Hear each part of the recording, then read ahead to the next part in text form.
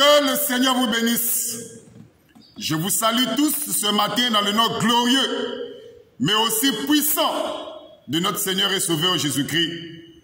Je vais vous saluer par un passage de la Bible. Dans Luc chapitre 21, à partir du verset 15, Jésus pouvait dire ceci. Je vous donnerai une bouche, une sagesse, auquel aucun de vos adversaires ne pourra vous résister ni vous contredire. Mes frères, je m'adresse ici à nos amis musulmans.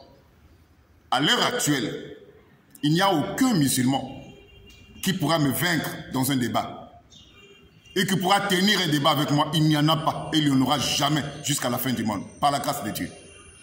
Donc, à l'heure où nous sommes, aucun musulman, je dis bien, à commencer par le musulman qui vient de naître, jusqu'au plus vieux, aucun musulman ne pourra tenir un débat télévisé face à face avec moi sur tous les sujets de la Bible, même sur d'autres sujets coraniques.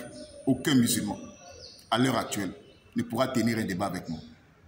Jésus a été plus que clair que le véritable disciple de Jésus-Christ demeure invaincu. On ne peut pas vaincre le véritable disciple de Jésus lors d'un débat, c'est impossible.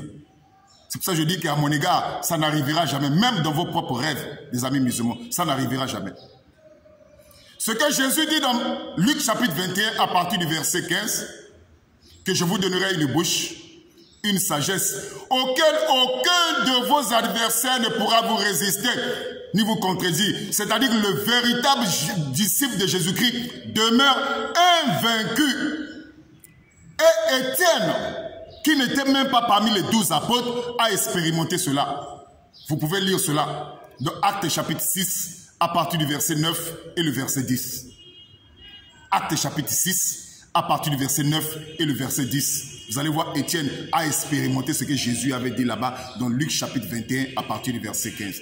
Donc, aucun disciple de Jésus-Christ ne peut être vaincu dans les débats. Et à l'heure actuelle, aucun musulman, à commencer par Abdul Mahdi, et par tous ses élèves, aucun musulman ne pourra tenir un débat face à face avec moi. Ou ne pourra me vaincre dans un débat. Ça n'arrivera jamais. Même dans vos propres rêves, ça n'arrivera jamais. Ça ne peut pas arriver.